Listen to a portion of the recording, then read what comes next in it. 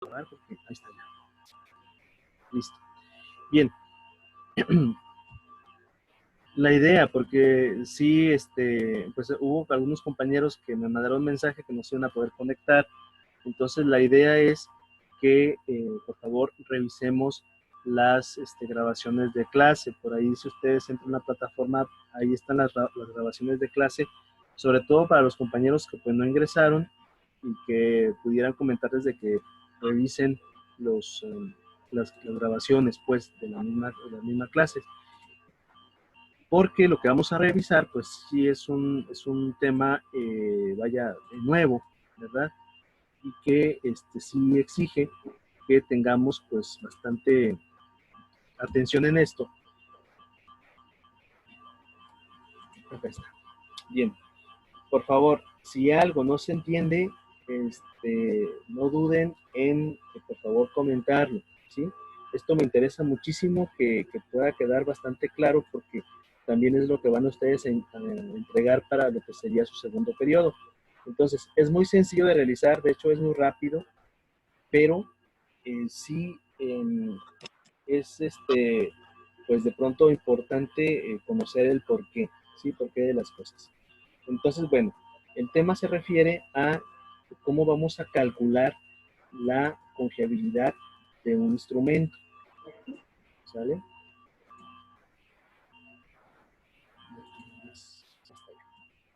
¿Se alcanza a ver?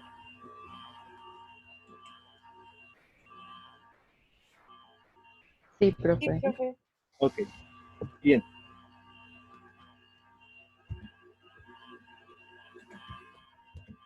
Bueno, ¿nos ayuda por favor, Areli, a leer la definición de confiabilidad? Se entiende por confiabilidad el grado en el que un instrumento ofrece el mismo comportamiento en diferentes aplicaciones ante una diversidad de situaciones. Ok, muchas gracias. Bueno, a ver, ¿sí se entiende esa frase? O sea, decimos que algo es confiable cuando nos da el mismo comportamiento, nos da el mismo rendimiento en diferentes aplicaciones cuando lo aplicamos en diferentes situaciones. ¿Sí? Sí se entiende ahí. O sea, por ejemplo, yo puedo decir que un automóvil es confiable porque aunque esté lloviendo, aunque haya sol, aunque haya frío o haya calor, enciende. ¿Me explico? O sea, me da el rendimiento, me da el comportamiento que yo espero de él en diferentes circunstancias. Un instrumento es confiable cuando, independientemente de si lo aplico, por ejemplo, una escala Likert, si la aplico a las 9, si la aplico a las 10, a las 5 de la tarde, si la aplico en la noche, si se la aplico a un hombre o a una mujer, el comportamiento de esta escala va a ser el mismo, ¿sí? Va a medir las cosas de la misma manera. Entonces digo que es confiable. Para saber qué tan confiable es un instrumento, existen varios métodos, ¿sí? De hecho, aquí le puse mal, debe ser métodos, ¿eh? Perdón, aquí donde dice medos, debe ser métodos. Los más populares, los más conocidos, se le conoce como el alfa de Cronbach y el coeficiente KR20 de Cuder y Richardson. Son dos expresiones matemáticas estas de estos autores, ¿sale? Déjenme nada más aquí corrijo que es método. Y lo que vamos a ver es la estimación de estos métodos, o sea, cómo es que vamos a trabajar con estos métodos.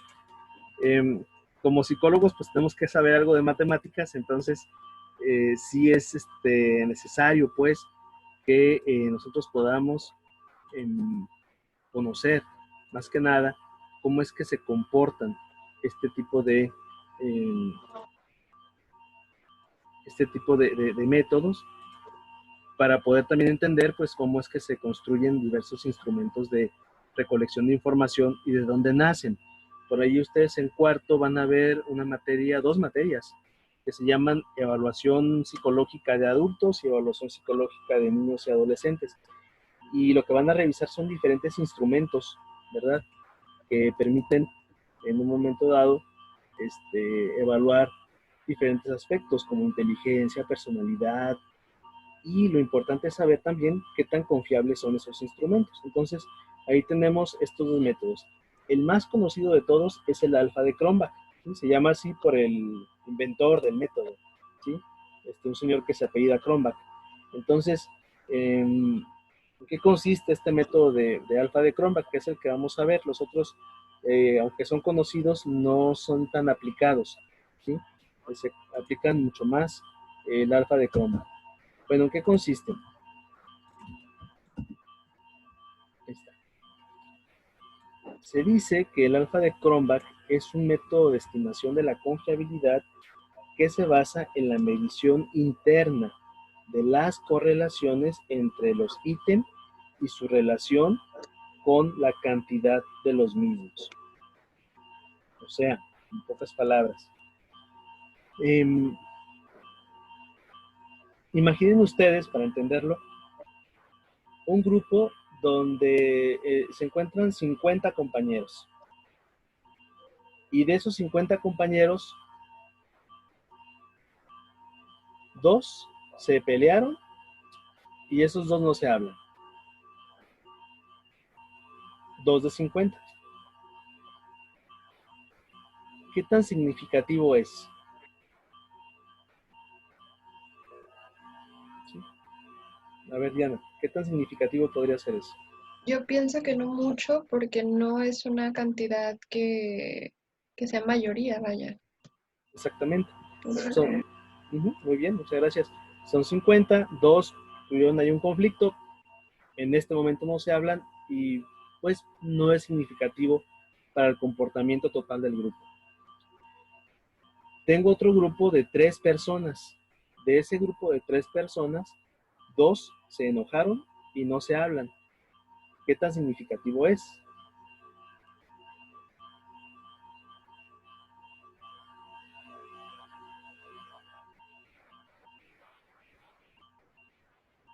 ¿Sigue siendo para mí o para todos?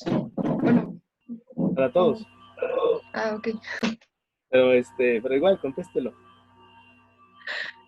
Yo digo que ya, bueno, ya más o menos entiendo o sea, sigue sin ser la mayoría y no tiene tanto, no es tan contundente para la cantidad de personas en el grupo, pero a lo que yo sé, o no sé si va por ahí, es que debe de haber mínimo 3 casos en los que se vea ese mismo resultado, ¿no? Pero bueno, ya. Ok, bueno, pero acá la primera es 2 de 50, pero en el segundo caso son 2 de 3 compañeros. Ya es significativo porque ya son dos, nada más son tres. Así es. Si se fijan, son 3 compañeros y de esos 3, 2 se enojaron. El problema cuando es ese tipo de grupos pequeños es que el tercero o va a tener que aliarse con uno o va a tener que aliarse con otro, ¿sí me explico? O sea, No sé había si... cachado eso, perdón, profe. Sí. No escuché la cantidad. Sí. Ok, son 3 personas. No sé si alguien ha estado en alguna situación similar, o sea, que por ejemplo, es amigo de una pareja y de pronto la pareja se enoja y entonces luego lo andan buscando a uno, tanto una parte de la pareja y la otra parte, ¿no? Y de pronto están así como que uno se queda como como a medias, ¿no? Así, bueno, ¿y para dónde me hago? O sea, ¿le hago caso a lo que me dice uno o hago caso a lo que me dice el otro? ¿O qué hago? Porque si se fijan, de pronto esto ya alteró el comportamiento total del grupo. No sé si me da a entender, ¿verdad? Porque 2 de 3, pues ya el que queda, que es neutral, dijéramos, pues no puede hacer nada. ¿Sí? No sé si me da a explicar hasta aquí. ¿Sí se entiende esto, Mesli? Guadalupe. ¿Sí? Sí, maestro, gracias. Ok, ahora, ¿por qué comentarles este ejemplo? Porque, por ejemplo, ahora imaginen ustedes que ustedes van a un grupo, a que ustedes vayan, y ustedes esperan que el grupo tenga ciertos objetivos comunes, que tenga ciertas reglas comunes del grupo. Imaginen que, por ejemplo, en este momento todos estuvieran con el micrófono abierto y todos estuvieran hablando cosas diferentes. Esto dificultaría realmente el objetivo que tenemos para nuestra clase. Entonces, ¿qué pasaría si no todos van en la misma dirección? ¿No?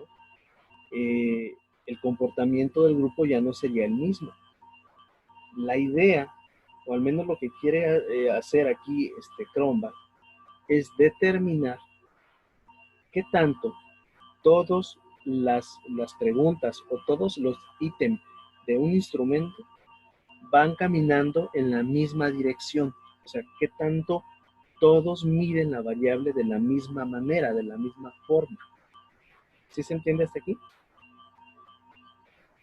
Si el ítem 1 no mide la variable de la misma manera que el ítem 2, o que el ítem 3, o que el ítem 4, o que el 5, entonces el instrumento pierde confiabilidad, ya no es confiable.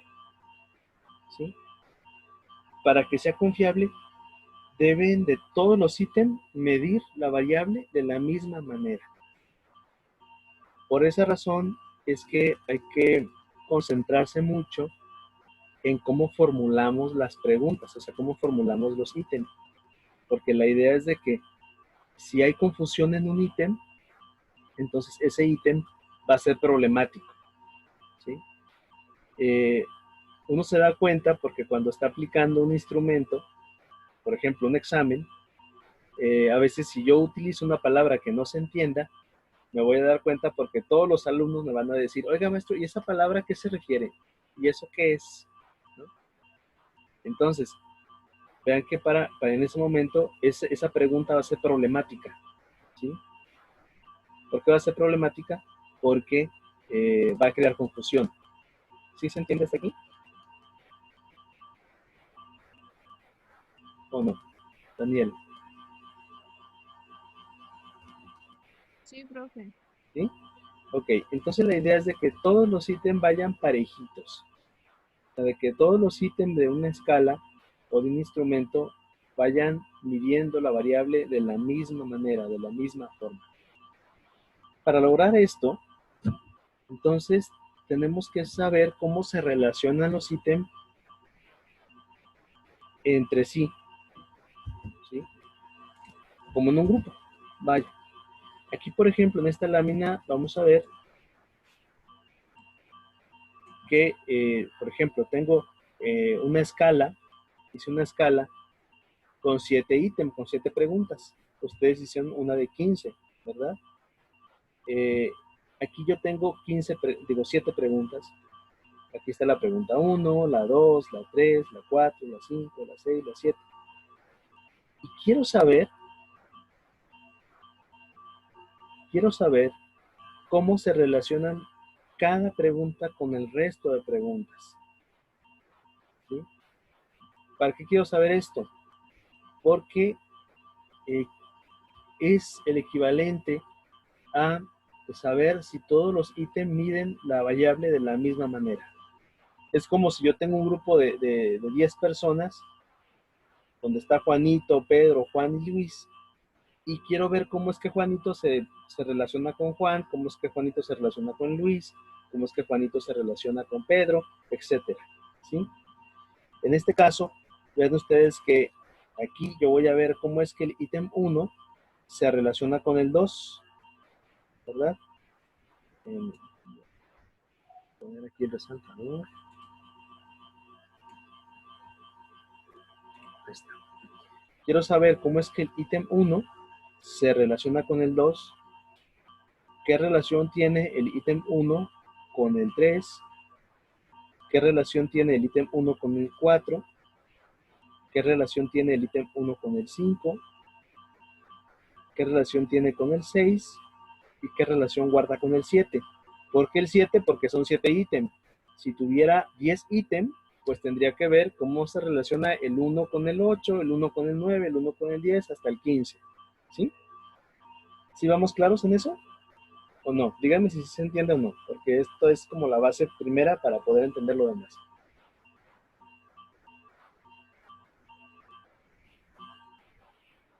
¿Sí? Guadalupe López, Daniela Rosas. ¿Sí? Ok. Bien. Dalila, ¿todo bien?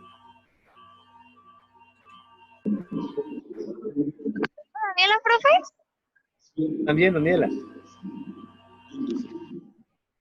¿Todo bien, sí? Sí, todo bien. Perfecto.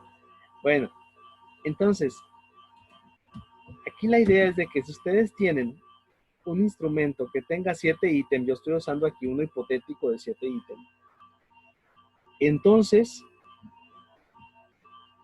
vamos a ver cómo es que el ítem 1 se relaciona con el 2, cómo es que el ítem 1 se relaciona con el 3, cómo se relaciona con el 4, cómo se relaciona con el 5, cómo se relaciona con el 6 y cómo se relaciona con el 7. Lo mismo con el ítem 2. Cómo el ítem 2 se relaciona con el 3, con el 4, con el 5, con el 6, con el 7. Y cómo es que el ítem 3 se relaciona con el 4, el 5, el 6 y el 7. ¿Sí checan que en cada uno vamos disminuyendo? ¿Sí ven?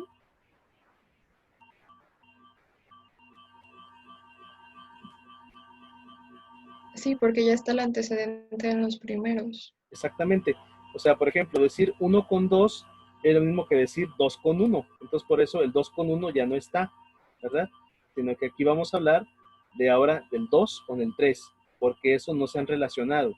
Y ya decir 3 con 2 ya es lo mismo. Entonces, por eso aquí el 3 empieza a relacionarse con el 4 y el 4 ya empieza a vincularse con el 5. Por ejemplo, 4 con 5, 4 con 6, 4 con 7.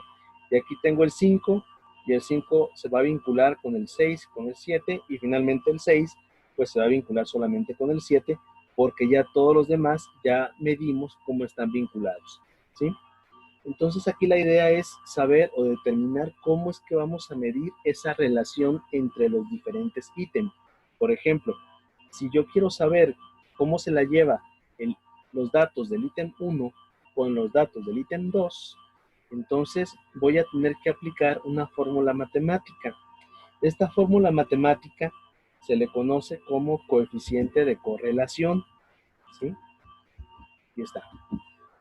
Este coeficiente de correlación, el más conocido, es un coeficiente que se le llama coeficiente R, ¿sí? Y es una aportación de un matemático que se apellida Pearson. Por eso ustedes van a encontrar por ahí en algunas investigaciones, van a encontrarse con que dice coeficiente R de Pearson. O sea, es un coeficiente de correlación. La palabra correlación se refiere a una relación recíproca. Decir cómo se la lleva Pedro con Juan es lo mismo que decir cómo se la lleva Juan con Pedro. ¿Sí me doy a explicar? O sea, si se fijan, la relación es recíproca. Si Fátima y Noemí son amigas, entonces es lo mismo decir cómo se la lleva Fátima con Noemí a decir cómo se la lleva Noemí con Fátima. ¿Sí me explico? O sea, vean ustedes que hablamos de una correlación. Es decir, en una relación de amistad, lo que haga uno afecta al otro. ¿Sí? ¿Sí me doy a entender? Lo que deje de hacer uno afecta al otro también. Por eso es una correlación. Entonces la idea es saber, o esto se utiliza para saber qué tanto las preguntas de un instrumento están conectadas entre sí. ¿Sí? ¿Sí estamos? Y vamos a ver que este coeficiente R de Pearson es un coeficiente matemático y este coeficiente nos da dos valores extremos. Nos puede dar como máximo 1 y nos puede dar como máximo -1. Si ustedes aplican, digamos, o quieren medir la correlación entre dos ítems y les da más allá de 1 o de -1, entonces algo pasó en la fórmula que está mal, no es correcta. Entonces, lo máximo que les puede dar es 1. Y a ese 1, Pearson le da el nombre de correlación positiva perfecta. ¿Sí? Y lo van a ver. Perfect Positive Correlation. ¿No? Ahí está. Si graficáramos los datos de una correlación positiva perfecta, nos daría esta forma. Ahorita vamos a hacer un ejemplo. ¿Sí? Cuando las relaciones no son tan perfectas, por ejemplo, imaginen ustedes que tienen dos compañeros, dos amigos, y son tan amigos que pareciera que piensan lo mismo, piensan igual, pero aunque sean muy amigos, siempre hay diferencias, siempre hay cosas donde no están tan de acuerdo los dos. Entonces, decimos que su correlación es muy alta, ¿sí? Pero no es perfecta. Estamos, o sea, perfectos que hicieran lo mismo y pensaran lo mismo, pero eso no es posible. Entonces, ¿qué es lo que ocurre? Bueno, pues que posiblemente dos amigos sean tan amigos que sí, mucho de lo que hacen, pues es igual, pareciera que piensan casi lo mismo, sin embargo, tienen ciertas diferencias, ciertas cosas que hacen que esta relación no sea perfecta. Y por eso aquí, si les aplicáramos a estos amigos una prueba de correlación, pues nos daría una correlación positiva, ¿sí? Pero esa correlación solamente sería alta, ¿verdad? Ahorita vamos a ver cómo aplicamos esa fórmula, ¿sale? Nada más ahorita estoy mencionando a modo de ejemplo. Que usualmente va entre 0.8 hasta menos de 1, o sea, de 0.8 a 0.99.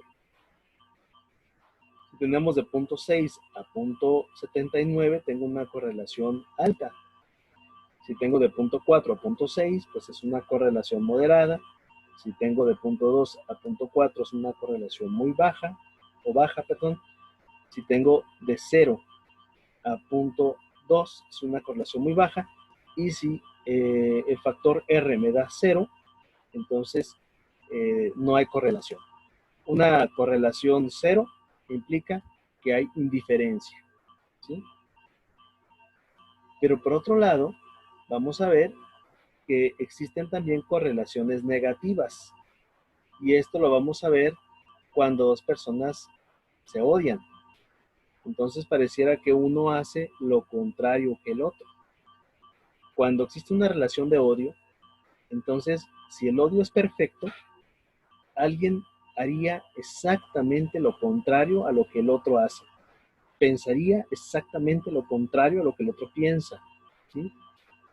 Decía Freud que el amor se desea, el odio se tolera, pero lo que es, ahora sí que impensable es la indiferencia. ¿Por qué? Porque la indiferencia, vean que no hay correlación, ¿sí me explico? O sea, lo que hace uno, pues no importa para lo que haga el otro. Pero cuando hay una correlación negativa, entonces hablamos, como ejemplo, de una relación de odio, ¿verdad? De pronto alguien hace exactamente lo contrario a lo que hace el otro, o piensa exactamente lo contrario a lo que piensa el otro, y eso sería perfecto. También puede ser que haya correlaciones negativas, altas, ¿verdad? ¿Esto qué implica? Pues que la mayor parte estoy en desacuerdo con X persona, pero en algunas cosas estoy de acuerdo, ¿no? Aunque sea mi enemigo, en algunas cosas digo que sí. O puede ser una correlación negativa baja, ¿no? Pues casi no me importa, pero pues no estoy de acuerdo con lo que haga fulano, ¿no? Sí me doy a explicar. Vean que las correlaciones se comportan como las relaciones de dos personas, ¿sí? Y los ítems de un instrumento se relacionan igual, como la relación que existe entre dos personas. Puede ser perfecta cuando son y piensan exactamente igual, positivamente.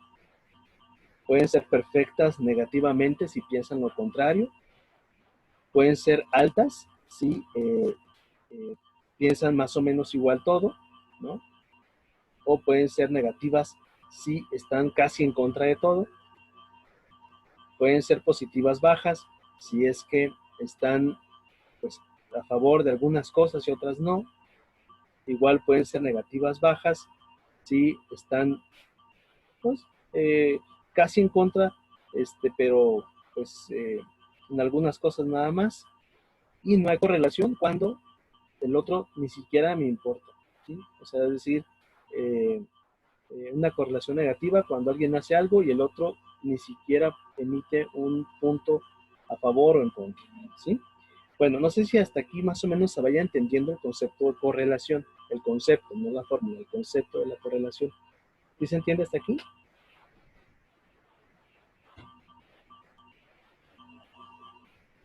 Alejandro, Cintia, Sí. Anita, ¿todo bien? Sí, profe. Sí, ok, gracias. Daniela,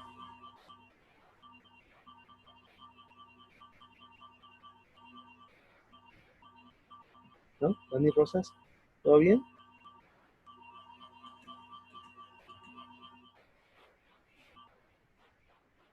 Roberta, ¿todo bien? ¿Sí vamos claros con esto? Ok, bueno, entonces, ¿cómo calculamos esto? Esta es la fórmula de la correlación, ¿sí? Para beneficio suyo, ya Excel la hace. O sea, si ustedes, Excel ya tiene ahí una forma de hacer la correlación, pero particularmente es una relación de mínimos cuadrados. ¿Qué quiere decir? Que vamos a ver, por ejemplo, cómo se relaciona los datos de un ítem con otro, combinando los datos de este ítem con respecto de los datos del otro ítem y calculando su raíz cuadrada, elevando al cuadrado. Bueno, aunque sea interesante verlo cómo es que opera, ¿sí? Para efectos del curso y para efectos del tiempo, vamos a ver cómo hacerlo en Excel, ¿sí? Entonces, nada más si quiero mencionar la fórmula, pues para que vean que tiene un fundamento, o sea, no es que alguien mágicamente diga, ay, ¿cómo se hace? Bueno, ahí está, ¿no? Pero, ¿cómo calcular esta fórmula de la correlación entre distintos ítems que componen a un instrumento? Bueno, voy a cerrar aquí la presentación.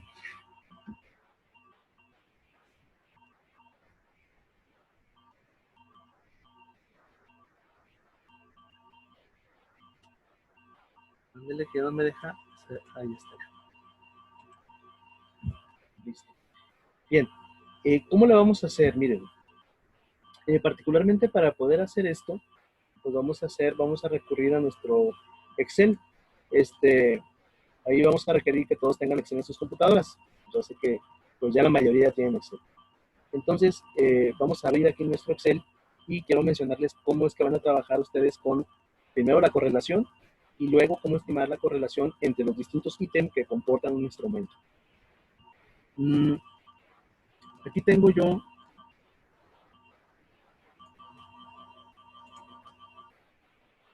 ahí está. ¿Sí se alcanza a ver en la tablita de Excel? Sí, profe. ¿Sí? Ok. Sí. Bien. Voy a hacer una correlación simple. ¿Sale? Entonces, aquí voy a medir dos variables.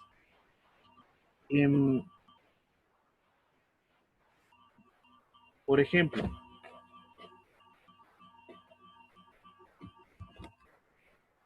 digamos que yo tengo a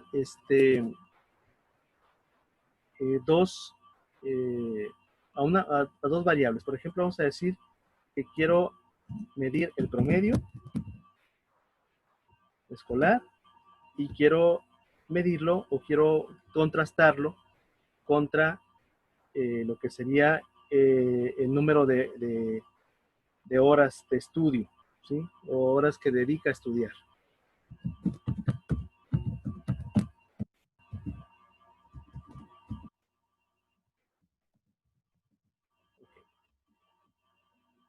Vean que lo puse de este lado. Y aquí voy a colocar los casos. El caso se refiere a la persona. En este caso, por ejemplo, yo hablé o hablaría de una persona, por ejemplo, el sujeto 1, del sujeto 2, del sujeto 3, del participante 4, del participante 5, participante 6, 7, 8, 9, del participante 10. ¿Sí? Son las personas que se involucran en nuestro estudio. Bien. El primer caso es un joven que tiene un promedio de 95 y le dedica a estudiar diariamente 4 horas de estudio. ¿Sí? El siguiente es un caso de otro joven que tiene 90 puntos de promedio y le dedica 3 horas a estudiar. El siguiente caso es de un joven que tiene pues un promedio de 80 y le dedica 2 horas al estudio, ¿sale? Bueno, falta menos de 1 minuto. Si se corta, por favor, ya saben que pues hay que reconectarse, por favor, ¿sale? Ok. El tercero tiene un promedio de 70 y le dedica 1 hora. El quinto tiene un promedio de 60 y le dedica media hora al estudio diario, ¿sí? El sexto tiene un promedio de 50 y le dedica 1/4 de hora al estudio. Cuando va en el camión, se pone a leer.